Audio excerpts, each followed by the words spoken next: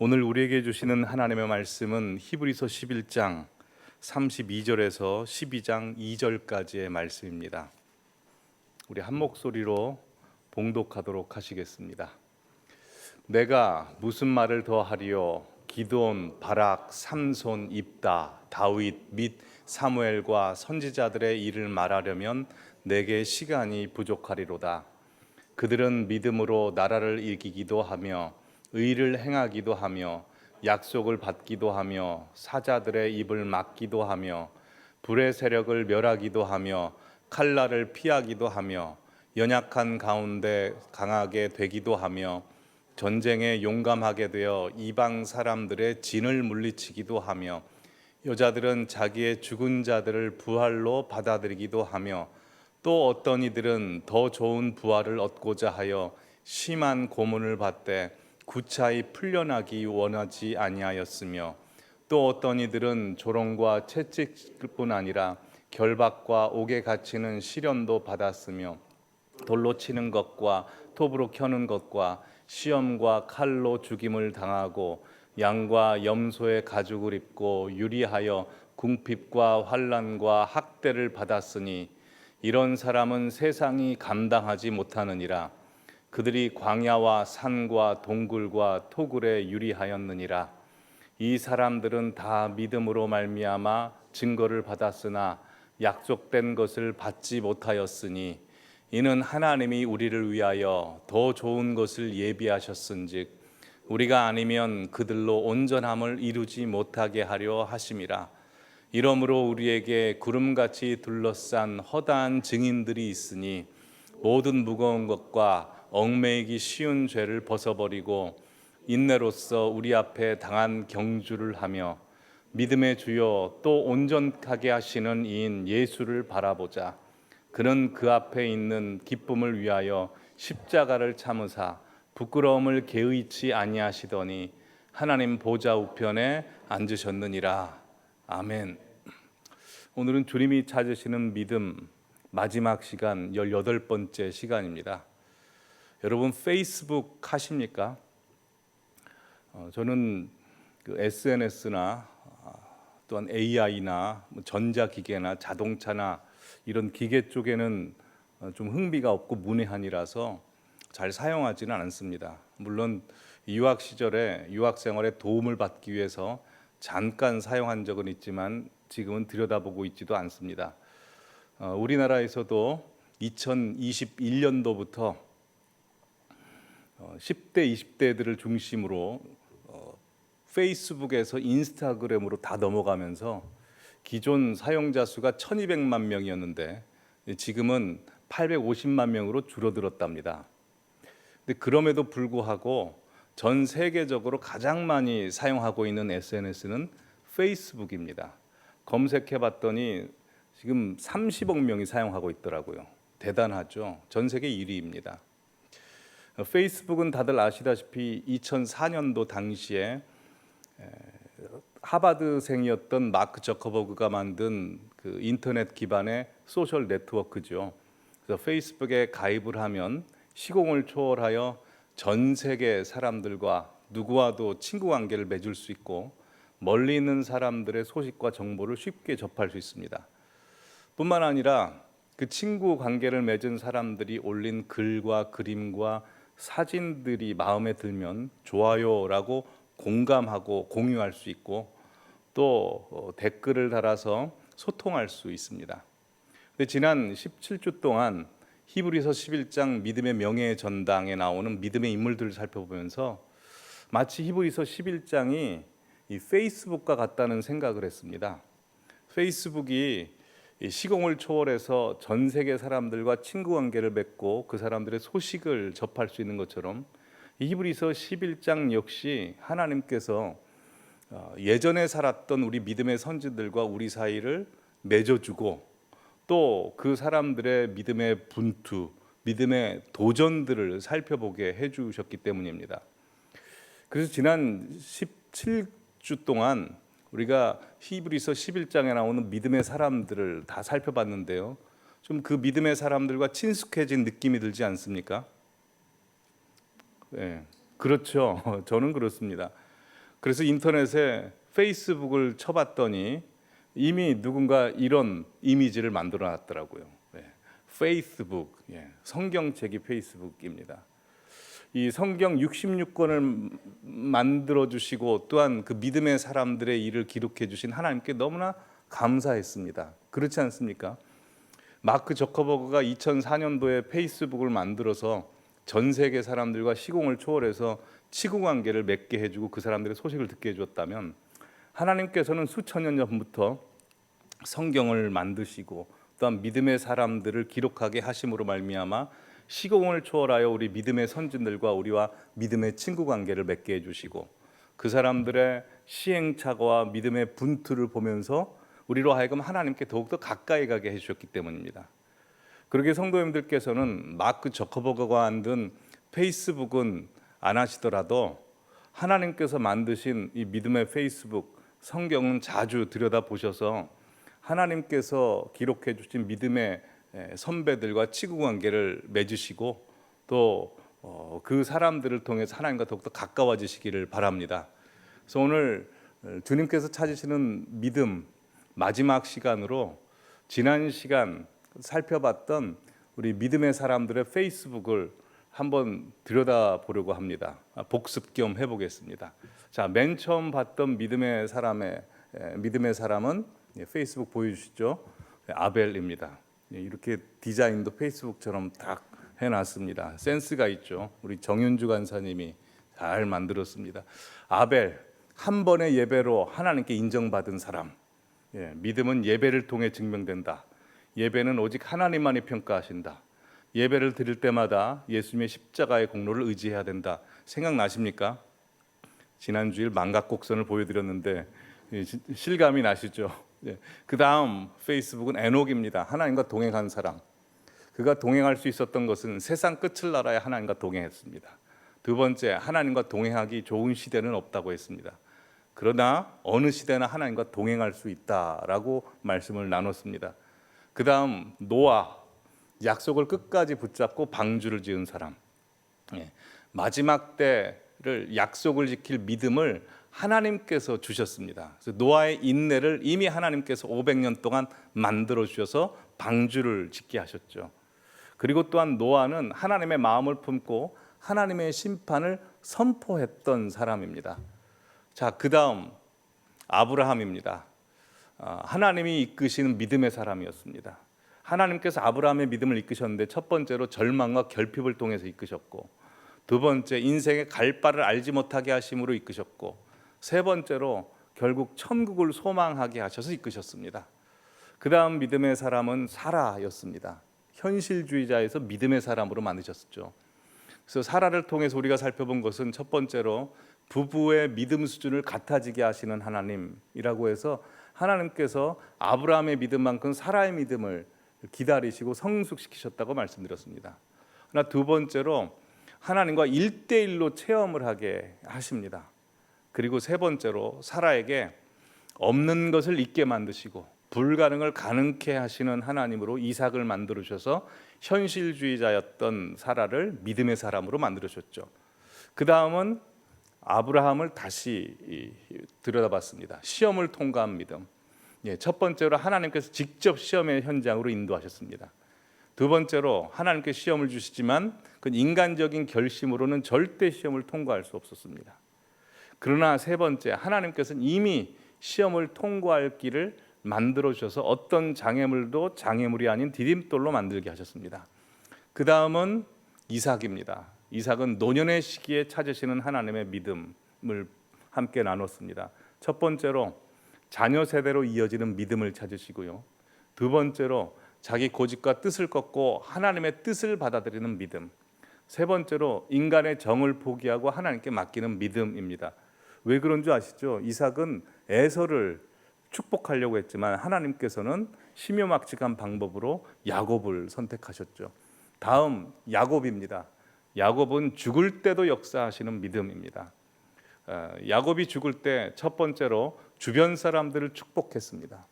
두 번째로 마지막 순간에도 하나님 앞에 예배드렸습니다. 왜냐하면 야곱은 축복과 관련되어 있고 그의 인생 자체가 예배와 아주 많이 관련되어 있었기 때문입니다. 그 다음은 요셉이죠. 요셉을 통해서 우리가 살펴본 건 유언과 유산 속에 담긴 믿음을 하나님이 찾으신다고 했습니다. 요셉은 첫 번째 유언 속에 하나님께서 너희들을 돌봐주실 것이다, 자녀들에게 이렇게 선포했고요. 두 번째로 현실에 상관없이 하나님의 약속을 붙잡으라 라고 축복했고요. 세 번째로 너의 꿈이 아닌 하나님의 꿈을 품으며 살아라 라고 했습니다. 자, 그 다음 모세의 부모입니다. 모세의 부모를 통해서 우리가 살펴봤던 것은 자녀를 양육할 때 드러나야 되는 믿음입니다. 첫 번째로 자녀를 양육할 때 드러나야 되는 믿음은 세상의 가치관에 저항하는 믿음입니다. 나일강에 자녀를 던져라 라는 바로의 명령에 거부해야 됐습니다. 또한 두 번째, 부모의 시선이 아니라 하나님의 시선으로 자녀를 바라보는 믿음이 필요하다고 했습니다. 세 번째로 자녀의 모든 것을 하나님께 맡기는 믿음이 필요하다고 했습니다. 자, 그 다음 모세 첫 번째 페이스북입니다. 모세를 통해 알아보건 중년 시기에 필요한 믿음이죠. 중년 시기에 필요한 믿음은 첫 번째로 버려도 되는 것과 가져야만 되는 것을 분별하는 믿음이고요. 두 번째로 주어진 현실을 끝까지 견뎌내야 되는 믿음입니다. 세 번째로 그렇지만 하나님이 상 주신다는 것을 믿고 끝까지 바라보는 믿음이 중년 시기에 필요한 믿음이라고 했습니다. 모세 두 번째입니다. 사명자에게 필요한 믿음. 첫 번째로 담대함과 용기를 가져야 되고, 두 번째는 보이지 않는 하나님을 보이는 것 같이 섬기는 믿음이 필요하고, 세 번째는 예수님을 전하는 믿음이 필요하다고 했습니다. 자, 그 다음은 이스라엘 백성들입니다. 홍해를 건너고 여리고성을 무너뜨린 사람들입니다. 필요한 것은 첫 번째로 침묵하며 하나님만 바라보는 믿음이 필요하고, 두 번째는 상식을 뛰어넘는 순종이 필요하다라고 했습니다. 자, 그리고 지난주 라합은 하나님 편에 서는 믿음입니다. 첫 번째로 하나님의 말씀을 하나님의 말씀으로 들을 수 있어야 된다라고 했고, 두 번째로 하나님께서 누구와 함께 계시고 하나님께서 누구를 통해서 일하시는지를 알아보는 눈이 있어야 된다라고 했습니다. 세 번째로 하나님께서 하시는 일에 참여해야 한다라고 말씀을 했습니다. 자, 이렇게 17차례 걸쳐서 주님께서 찾으시는 믿음에 대해서 살펴봤고요. 오늘은 18번째 마지막 시간입니다. 근데 히브리서 기자는 이 마지막 믿음을 설명하면서 32절에 이렇게 시작을 합니다. 내가 무슨 말을 더 하리요? 무슨 말입니까? 지금까지 수차례에 걸쳐서 믿음의 사람들과 믿음의 사건들을 설명했다는 겁니다. 계속 보여주시죠. 계속 말씀을 보여주시죠. 이렇게 많이 보여줬는데, 그렇다면 이 정도 보여줬으면, 이 정도 들려줬으면 이제는 진짜 믿음을 가져야 될 것 아닌가라고 호소하고 있는 것입니다. 그리고 기드온, 바록, 삼산, 입다, 다윗, 사무엘까지 믿음의 사건들은 이야기하지 않고 믿음의 사람들의 이름을 순서 없이 그냥 생각나는 대로 급하게 이야기하고, 선지자들의 일을 말하려면 내게 시간이 부족하다라고 말씀합니다. 그리고 33절부터 보시면 이제는 믿음의 사람들의 이름은 거론하지 않고 믿음의 사건들만 거론을 쭉 하다가 38절에 결론적으로 이런 사람들은 세상에 감당치 못하느니라 라고 결론을 맺습니다. 즉 이런 사람들의 믿음은 세상이 좌지우지할 수 없는 믿음, 세상이 시키는 대로 움직이지 않는 믿음이라는 것이죠. 그리고 중요하게 39절 말씀 보시면 이렇습니다. 이 사람들은 누굽니까? 구약시대 믿음의 사람들이죠. 그 사람들은 다 믿음으로 말미암아 증거를 받았으나, 증거가 뭐죠? 약속입니다. 예수님을 보내주시겠다는 약속. 여자의 후손, 하나님의 독생자 예수 그리스도를 보내주시겠다는 약속은 받았지만 아직 약속된 것을 받지 못했으니, 즉 예수님의 초림을 못 봤죠. 십자가 사건을 못 봤죠. 그러나 우리는 예수님의 초림과 십자가 사건 이후에 태어난 사람들로서 그 약속의 성취를 아는 사람이고 받은 사람들입니다. 그래서 약속의 성취를 받은 사람들에게 40절에 이렇게 말씀합니다. 이는 하나님이 우리를 위하여, 이거 우리입니다. 우리를 위하여 더 좋은 것을 예비하셨은즉. 더 좋은 것이 무엇입니까? 더 좋은 것은 예수님의 재림이죠. 새하늘과 새 땅입니다. 새하늘과 새 땅을 예비하셨은즉 우리가 주님 오심을 잘 맞이하고 새하늘과 새 땅을 온전히 맞이할 수 있으면 그들이 누구죠? 구약의 인물들이죠. 구약의 인물들이 온전하게 될 것이다 라는 것입니다. 즉 믿음이라고 하는 것이 각자 믿음으로 하나하나로 개별적인 게 아니고 하나님의 섭리와 약속 가운데 믿음의 선진들과 우리의 믿음에 달려갈 길이 다 연결되어 있다는 것이죠. 말하자면 이겁니다. 이탈리아 동계 올림픽이 있었죠. 토리노인가요? 예, 올림픽 때 우리나라 그 여자 그 쇼츠 뭐라고 그러죠? 그 스케이팅 뭐라고 그러죠? 그 텔레비전을 안 봐가지고 400m 뭐 계주가 있었죠. 계주 보면 몇 명의 주자들이 나옵니까? 4명의 주자들이 나오죠. 4명의 주자들이 이제 이어 달리기 뭐 그런 걸 합니다. 하면 첫 번째, 두 번째, 세 번째 주자가 꼴등해도 마지막 주자가 1등하면 첫 번째, 두 번째, 세 번째 주자가 다 1등입니다. 근데 만약에 첫 번째, 두 번째, 세 번째 주자가 1등을 했는데 마지막 주자가 꼴등하면 첫 번째, 두 번째, 세 번째 주자가 다 꼴등하는 거죠. 마찬가지라는 겁니다. 지금 우리가 이어달리기로 치자면 지금 마지막 시대 마지막 주자라는 겁니다. 가장 중요한 시대의 사람이라는 거죠. 우리가 성경을 보면서 과거 다윗, 아브라함 보면서 야 믿음 대단하다라고 외치지만 사실 그 시대 그 믿음의 사람들보다 하나님께서 성경을 주셔서 우리에게 그들의 믿음의 사건을 읽게 하신 목적은 지금 우리 시대가 훨씬 더 중요하다는 거죠. 역사적으로 보면 봄, 여름, 가을, 겨울이면 지금이 어느 시대라는 겁니까? 겨울이라는 겁니다. 가장 추울 때, 어려울 때.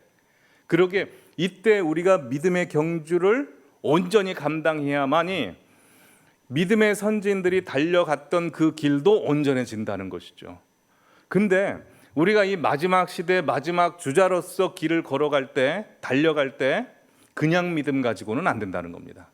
세상이 감당하는 정도의 믿음 가지고는 안 되고 오늘 본문에 세상이 감당치 못한 믿음이 필요하다라는 것입니다. 그러기에 오늘 이 시간 오늘 말씀을 통해서 이 마지막 시대에 하나님께서 우리에게 찾으시는 믿음, 우리에게 정말 필요한 믿음이라고 하는 것은 세상이 감당하지 못하는 믿음인데 그렇다면 세상이 감당하지 못하는 믿음이란 무엇인지 오늘 말씀이 가르쳐 주시는 대로 세 가지로 함께 나누도록 하겠습니다. 첫 번째로 이 시대에 우리에게 꼭 필요한 세상이 감당하지 못하는 믿음은 자신의 치명적인 약점과 흠, 수치, 연약함을 극복하고 승리하는 믿음입니다. 자, 오늘 보면 32절 말씀 보여주시면 기드온, 바락, 삼손, 입다, 다윗, 사무엘 등을 순서 없이 히브리서 기자는 이야기합니다. 그런데 이들의 특징이 있습니다. 이들의 특징은 위대한 일을 하긴 했지만 치명적인 약점과 수치와 흠과 연약함과 부족함이 있었던 사람들이라는 겁니다. 정리해 봤습니다. 보여주시면 기드온은요, 너는 그 용사요 라는 하나님의 음성을 들었지만 실제로는 겁쟁이였고, 또한 하나님의 음성을 들어서 약속을 받은 사람이지만 끊임없이 그 약속을 믿지 못해서 하나님을 시험했던 사람이고, 또한 말년에 에봇을 만들어서 우상 숭배를 이스라엘 백성들로 하여금 유발시켰습니다. 치명적인 죄죠. 바락은 사사 드보라로부터 신임을 받은 사람이었지만 전쟁에 나가라 라고 하나님의 음성을 들었을 때 이걸 나가야 될지 말아야 될지 우유부단하게 용기와 결단력을 갖지 못했던 사람입니다. 삼손은 다들 아시다시피 나시린으로 하나님 앞에 바쳐졌지만 포도주에 손을 댄 사람입니다. 충동적이고 굉장히 쾌락적인 사람입니다. 그래서 낮에는 블레셋 사람들과 싸워서 승리했지만 밤에는 블레셋 여인의 품에 안겨서 쾌락을 탐닉했던 아주 쾌락에 연약했던 사람입니다. 입다, 다들 아시다시피 성급하고 충동적인 사람입니다. 하나님이 시키시지도 않았는데 혼자 잘못된 서원을 하죠. 전쟁에서 승리하고 돌아왔을 때 가장 먼저 자기를 맞이해 주는 사람을 불태우겠다고 했습니다. 이게 어디서 그런 아이디어를 얻어가지고 그랬는지 모릅니다. 자기 딸이 맨 처음 오지 않았습니까? 그럼 번복해야 되는데 번복하지도 않고 바쳐버립니다. 끔찍한 죄를 범한 사람이죠. 다윗, 하나님 앞에 합했던 사람이다. 하나님 마음에 꼭 들었다는 칭함을 받았지만 다들 아시다시피 간음했고 또 충직한 부하였던 우리아를 살인교사에서 살인을 저질렀던 치욕적인 아주 치명적인 죄를 범했던 사람입니다. 사무엘, 이 중에는 가장 훌륭하신 분입니다. 말년에 자녀 신양 교육에 실패해서 이스라엘 백성들로 하여금 이 두 아들들 때문에 참 고통스럽게 했던 사람입니다. 한번 생각해 보시죠. 지금 거론된 성경 인물들이 우리나라를 이끄는 지도자가 된다거나 아니면 우리 한국 교회를 이끄는 지도자로 세웠다고 한번 생각해 보십시다. 그러면 어떻게 될까요? 요즘 유튜버들 중에 사이버 레카라고 있습니다. 사이버 레카가 뭐 하는 사람들인 줄 아십니까? 딴엔 우리나라를 정의롭게 만들겠다고 해서 유명한 사람들이나 어떤 특별한 일을 한 사람들의 흠이나 잘못들이 발견이 되면 그 사람들의 과거나 있는 거 없는 거 다 들춰내서 폭로하고 거의 사회적으로 매장해버리는 사람들입니다. 근데 여러분, 우리 기독교 유튜버들 중에도 사이버 레카들이 굉장히 많습니다. 그래서 무슨 일만 있다 하면 우르르 몰려가서 치명적인 흠이나 약점들이 있는 사람들이 있으면 막 공론화시키고 들춰내고 막 폭로합니다. 정의를 이루기 위해서 한다고 하죠. 근데 중요한 것은 하나님께서는 사람의 실수나 죄를 폭로하시는 분은 아니십니다. 감춰주시는 분이십니다. 성경을 보면서 참 이상하면서도 은혜가 되는 장면이 하나 있습니다. 여러분, 우리가 인생에 비극이 오고 고통이 오고 고난이 오고 죽음이 오고 병이 찾아오고 힘든 문제가 찾아오는 근본적인 원인이 어디 있습니까? 근본적인 원인은 아담의 원죄 때문이죠. 분명합니다. 그렇죠. 그래서 저도 설교 시간에 전쟁이 일어나고 우리 안에 비극이 찾아오는 거 다 아담 때문이라고 몇 번 말씀을 드렸습니다.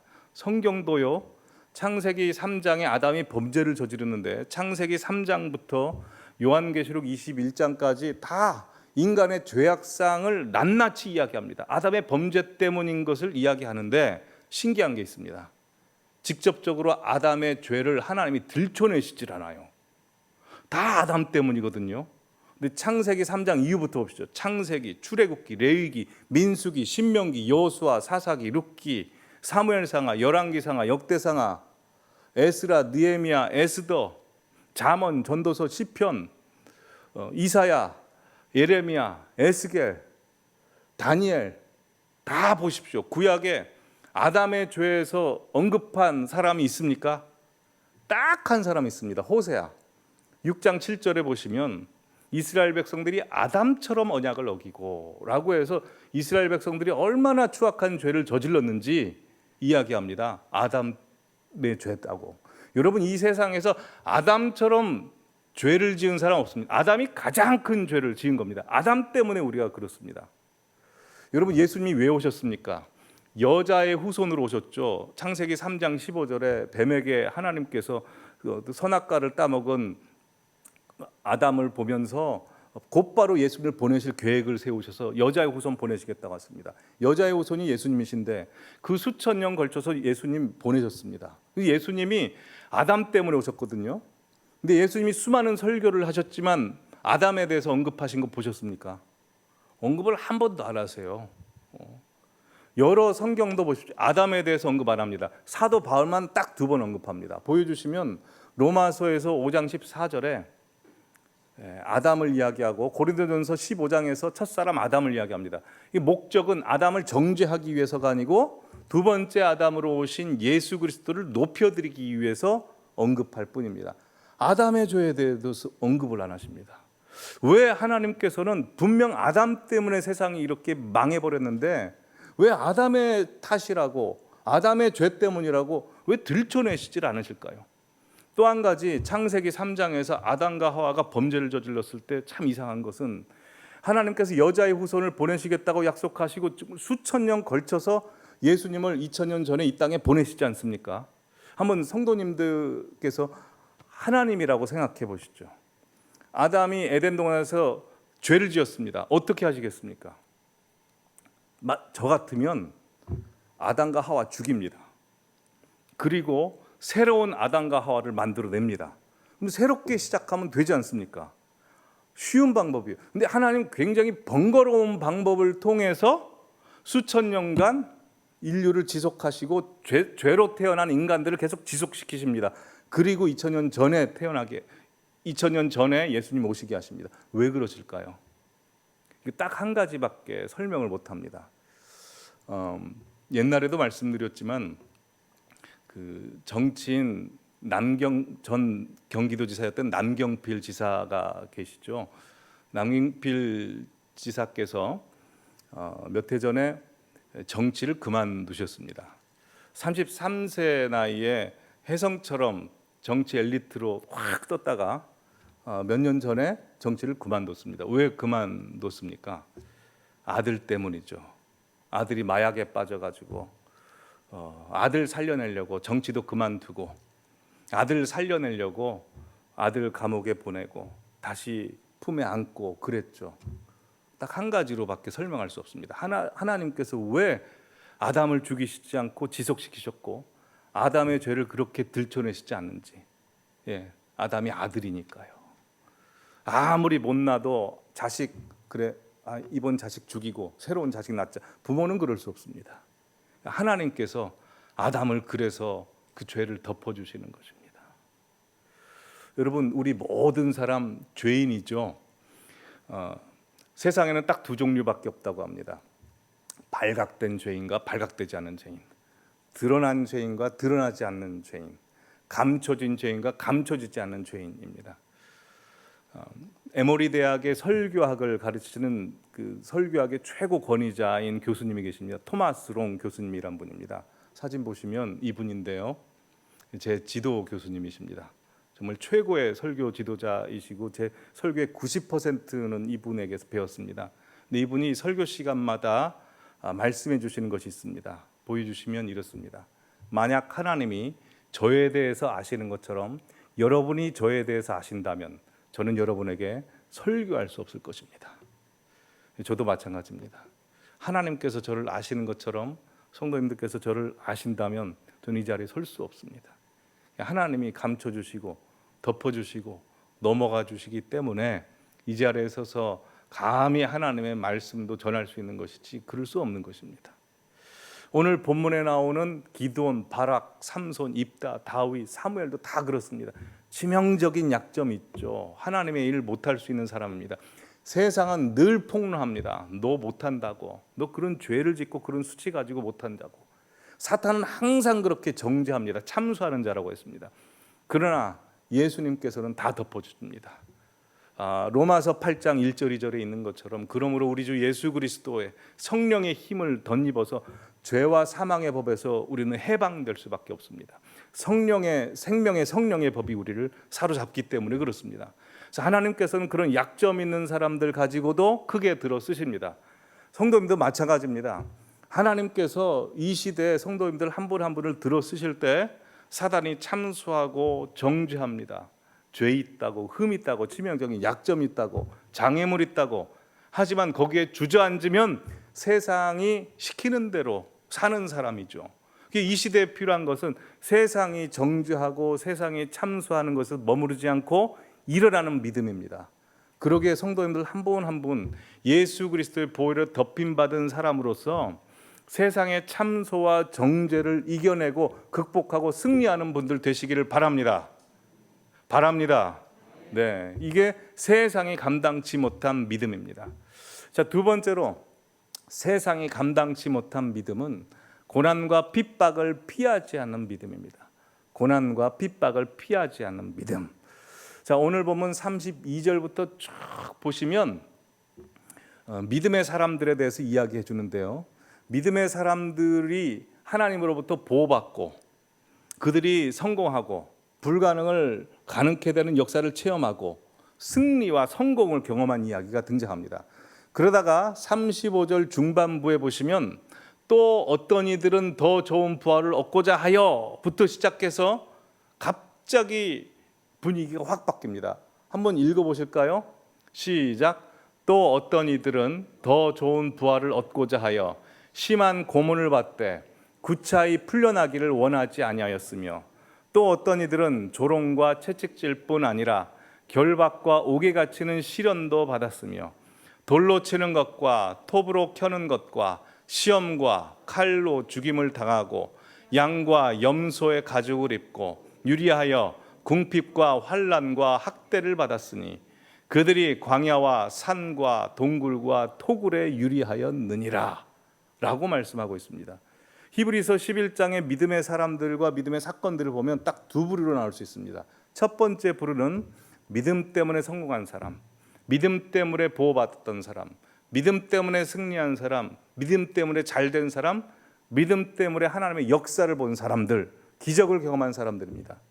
두 번째 부류는 소위 믿음 때문에 망해버린 사람들, 믿음 때문에 실패한 사람들, 믿음 때문에 고통당한 사람들, 믿음 때문에 절망을 경험하고 믿음 때문에 아픔과 심지어 죽임을 당한 사람들의 이야기입니다.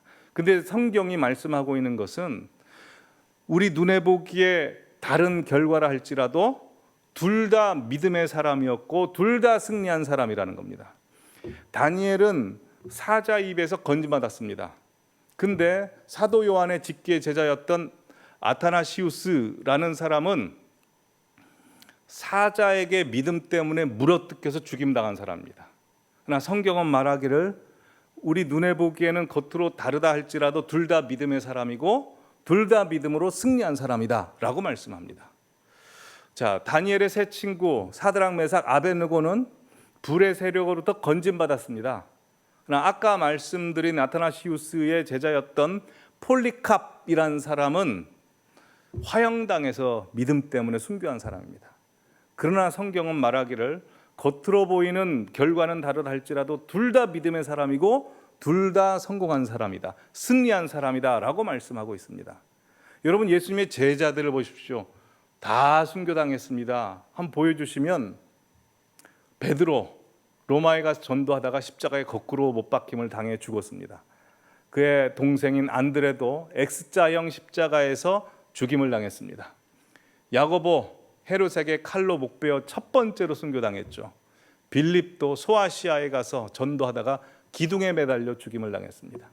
바돌로메 아르마니아에서 전도하다가 거꾸로 십자가에 매달려 죽임을 당했고, 도마는 인도에 가서 전도하다 창에 찔려 죽임을 당했습니다. 마태 에티오피아에서 목베임 당했고요. 야고보 성전 꼭대기에서 떨어져 죽임을 당했고 몽둥이질을 당해서 죽임을 당했습니다. 시몬 이집트와 유대에서 전도하다가 활에 맞아 죽었고요. 유다 페르시아에 가서 전도하다가 활에 맞아 죽었습니다. 마띠아 에티오피아에 가서 전도하다가 돌에 맞아 죽었습니다. 사도 요한만 빼놓고 다 죽임을 당했습니다. 여러분, 우리나라도 마찬가지죠. 저 합정동에 있는 양화진에 가면 외국인 선교사 묘지가 있죠. 한 500여 분의 선교사 묘지가 있는데요. 언더우드 선교사님, 아펜엔젤러 선교사님처럼 유명한 분들의 묘지도 있는가 하면 이런 묘지도 있습니다. 보시면 주디 홀트, 1955년도에 태어나신 분입니다. 1955년도 1월 30일에서 1955년도 7월 20일 6개월밖에 못 살았습니다. 홀트 선교사님의 큰딸 주디는 대한민국에 태어나서 6개월의 짧은 세계를 마치고 하나님 품에 안겼습니다 라고 팻말에 써 있습니다. 그리고 이런 비석도 있습니다. 아무 이름도 없는데 1962년 2월 9일에서 1962년 2월 9일 태어나자마자 죽었다 이거죠. 근데 성경은 말씀합니다. 우리 눈에 보기에는 그냥 핍박받고 아무것도 아닌 인생이고 태어나서 곧바로 죽은 인생 같아 보여도 하나님께서는 믿음으로 승리한 인생이라 말씀하시고 그들의 인생을 통해서 복음이 만방에 전해졌다는 것입니다. 여러분, 우리는 이런 생각합니다. 내가 이 세상에서 잘 돼서 나와 하나님이 함께 하시는 모습을 보고 사람들이 예수를 믿게 되는 것, 이게 우리가 바라는 것 아닙니까? 근데요, 생각보다 내가 잘 돼가지고 세상 사람들이 예수 믿는 경우는 적습니다. 근데 오히려 내가 세상 사람들도 원하지도 않는 핍박, 모든 사람들이 봤을 때 절망, 고통, 아픔을 경험했음에도 불구하고 천국 소망을 갖고 끝까지 믿음을 지키고 있으면 그 모습 보고 더 많은 사람들이 찾아옵니다. 예를 한번 들어보죠. 우리 교회에서 믿음으로 기도해서 그리고 열심히 공부해서 아이빌리그 하버드대 같은 데 들어간 학생이 있다고 한번 생각해 보시죠. 그 학생을 이 강단에 세워서 간증을 하게 합니다.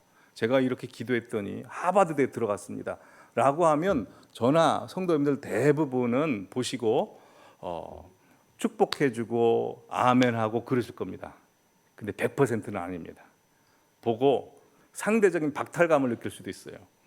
우리 자식은 뭔가 그런 생각도 들고 또 한편으로는 저 재수없다 이럴 수도 있습니다. 100%가 인정할 수 없어요. 또 다른 예를 들어볼까요? 어떤 분이 열심히 기도했습니다. 그래서 회사 사장도 되고 회장님도 되시고 또 뭐 큰 사업을 일구고 부자가 됐습니다. 그래서 앞에서 간증을 합니다. 내가 이렇게 기도했더니 하나님이 이런 부를 주시고 이런 자리까지 올라갔습니다 라고 하면 저도 그렇고 성도님들 대부분도 그렇고 아멘하고 박수치고 참 잘되다고 축복할 것입니다. 근데 100%는 아닙니다. 재수없어 그런 분도 계실 것이고 상대적인 박탈감 느낄 분도 계실 겁니다. 인간의 마음이 그렇지 않습니까? 근데 정말 그 세상에서 비극이라고 하는 그 비극을 경험하신 분, 자식을 하나님 품에 보내고 나라면 절대 견딜 수 없는 고난을 경험하신 분이 천국 소망을 바라보고 그래도 하나님 앞에 감사하고 하나님 앞에 영광 올려드리면 100% 은혜 받습니다. 그렇지 않습니까? 제 말이 맞습니까? 안 맞습니까? 맞죠. 정말 그렇습니다. 2014년도에 세월호 사건이 있었죠. 양오뉴라는 학생이 있었습니다. 그 학생은 기독교인 학생이었고 반장이었습니다. 정말 독실한 학생이었고요. 그 아이의 아버지가 안산 명성교회 관리 집사님이셨습니다. 그래서 집안이 그렇게 형편이 좋진 않았습니다. 근데 그럼에도 불구하고 아이가 믿음이 좋아가지고 피아노를 혼자 독학으로 배워서 교회에서 피아노 연주도 하고요. 또 아르바이트도 편의점에서 아르바이트도 하고 했습니다. 근데 그 아이가 가판대까지 나왔어요. 가판대까지 나왔다면 그 아이는 살 수 있었던 겁니다. 근데 뱃속에 아이들이 있다고 해가지고 다시 선실로 들어가 버립니다. 그리고 못 나옵니다. 그리고 이제 천국으로 갔죠. 그 아이 교회에서 이제 그 주가 아마 부활주일이었나 본데요. 부활주일 날 주보를 보니까 그 아이가 전날에 편의점에서 알바하면서 꼬박꼬박 모은 11조 헌금을 내서 주보에 그 이름이 적혀 있었습니다. 그러니까 교회에 있는 사람들이 울음바다가 됐죠. 근데 국민일보에서 그 아이 아버지에게 인터뷰를 했습니다. 가판대까지 나왔는데 얼마나 아쉽지 않았냐고. 근데 그 아이의 아버지가 이렇게 이야기했습니다. 그 집사님께서 우리 아이는 그럴 애라고, 그럴 줄 알았다고. 근데 하나님 앞에 감사하다고. 비록 너무나 안타깝고 그렇지만 하나님 품에 있는 거 믿는다고, 감사하다고. 그렇게 인터뷰를 했습니다. 그래서 그 교회 사람들이 몰려갔습니다. 여러분 성경도 마찬가지입니다. 다니엘이 총리직에 오르죠. 높은 총리직에 올랐습니다. 근데 그가 총리직에 올랐다는 것만으로 많은 사람들이 주님 앞에 돌아오질 않아요. 하나님을 인정하지 않습니다. 근데 다니엘서 6장에 보시면 다니엘이 3번 하나님 앞에 기도하면 사자굴에 들어간다는 걸 알면서도 불구하고 기도했다가 사자굴에 들어갑니다. 그것 때문에 다리오 왕이 하나님을 인정합니다. 자, 다니엘서 6장 보여주시면 26절에 다리오 왕이 이렇게 고백합니다. 내가 이제 조서를 내리노라. 내 나라 관할 아래에 있는 사람들은 다 다니엘의 하나님 앞에서 떨며 두려워할지니 그는 살아계신 하나님이시요 영원히 변하지 아니실 것이며 그의 나라는 멸망하지 아니할 것이요 그의 권세는 무궁할 것이며 그는 구원도 하시며 건져내기도 하시며 하늘에서든지 땅에서든지 이적과 기사를 행하시는 이로써 다니엘을 구원하여 사자 입에서 벗어나게 하셨습니다 라고 하심으로 여러분 다리오 왕이 이방 왕이 하나님을 두려워 떱니다. 여러분, 이렇게 믿음의 사람들이요, 잘 돼서 하나님의 함께 하심을 드러내는 것보다 오히려 핍박과 고난에도 불구하고 하나님 믿음을 지키기 위해서 자신의 몸을 던질 때 수많은 사람들이 하나님 앞에 돌아옵니다. 성도님들은 어떻게 하시겠습니까? 그런 핍박과 고난과 죽음이 찾아올 때 어떻게 하실까요? 기독교 역사 내내 순교하는 사람들이 있었습니다. 그리고 그 순교했던 사람들이 마지막 말을 남겼는데요, 그 마지막 말이 우리의 영혼을 뒤흔들고 지금까지 수많은 사람들의 영혼을 뒤흔듭니다. 순교 사화라고 합니다. 영상을 준비했습니다. 한번 보시기 바랍니다.